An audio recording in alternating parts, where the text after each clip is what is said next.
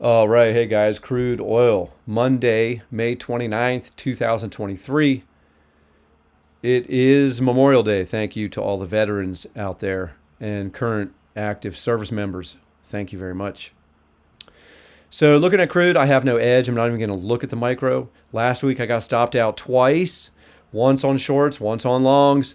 Uh, Took a loss on both, decided let me just go flat and forget it and let this thing figure out what it's going to do. I'm glad I did that because the rest of the week, it just chopped around, up, down, whatever. So I'm not even concerned with it. I'm going to let it figure out its midlife crisis. Now, this alt thing has been on here for a minute um, after this low. And what I'm inclined to do, because real simple terms, is this impulsive? What about this is impulsive? Look at this. Is this impulsive? Absolutely. This absolutely looks impulsive. But the more I'm observing how long this is taking and just the way this structure looks, I think it's and I struggled with where to put the 1-2. I mean, where does the 1-2 go? I don't know. But what I am thinking is that regardless of where you put the 1-2, because this bounce, which to me is corrective, it has me thinking maybe this is done as 5 down, not 3. And because this measured really long for a 3. So even though where's the 1-2, if this is 5 down, the 1-2 is kind of janky. I mean, I guess you could put the 1-2 there, but then you've got this overlap. So is that a diagonal? I don't know, but this wave 5 can extend. So if this is a fifth wave, certainly an extended one. In any case, if that is a 5 wave move, maybe that's wave 1, and then this is some kind of a flat for wave 2, rather than what I was thinking before, which was just wave 4. But it just seems much less likely that it's a wave 4 now because of how long it took, and also it's making higher highs and higher lows. And I mean, where is the structure for wave 4 even? This is kind of rudderless price action, which is, I would say, is corrective. So maybe it's some kind of a complex wave 2 bounce, which means, maybe it comes up 75, just call it 76. So in other words, I don't want to short it anywhere here. I don't want to long it anywhere here. I mean, it's literally in the middle of these two supply demand zones, which don't always, create price action, but they certainly did here. Resistance, support, resistance, resistance, support, resistance, support. It is making higher highs and higher lows. It's crabbing its way higher to a certain degree. So let's let that do that, and I'm just going to stay flat. I'd rather short it from up here or long it from down here, but this is like the middle. And look at the technicals. Flat, flat, flat, narrowing, narrowing, narrowing, narrowing, chopping along in the middle, going nowhere. So I have no edge. So forget it. The 4-hour chart, it's a mess. I have no idea. Well, I mean, I have an idea, but I don't know which. I have no edge as to which of the ideas is going to play out. So let's go backwards. Let's look at the daily. This was the little range, that box that I put around price, thinking if that's a wave 4, it should be terminated here. But it poked above it, and now it's poking above it a little more meaningfully. So, if it wants to come up higher, there's the 618 into this other zone. So I won't be surprised at all if price comes up into here. And if that's the case, this is a better place to short, especially given how long this has taken and its propensity to want to drift and chop upward.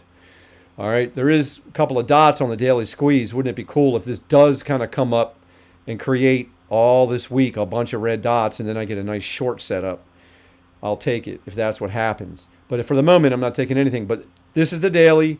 This is the zone. Isn't it interesting? Down channel. The 618 kind of would bring price right back up to the top of that down trend channel. So I'll be looking for that if that's what it is doing. If it's coming higher, I'll look for it to terminate somewhere up in there. All right, that's the daily. What are the technicals doing on the daily? They're bearish, right? But they're kind of inconclusive. It's not a setup, I would say, but let's go back another one to the weekly. Now, this is a little more interesting because the weekly squeeze, 5 dots, it did release, and it did release to the downside. That to me is significant. It doesn't mean I just go short because of that, but what it means is I think there's a lot more downside coming based on that tool.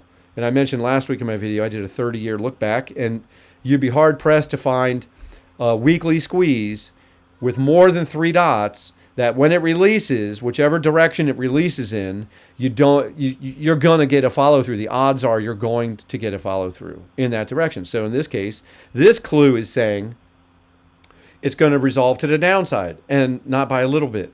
So if that's true, what I want to do is let this come up. Let it come up more and not let this print another dot. If it does, that'll be the first time in 30 years that it's printing dots after going blank for several weeks. And then if it comes back and puts another dot on there because this comes up higher. What I think would happen is it comes up higher and there's a negative divergence happening on the weekly, which that would be pretty cool.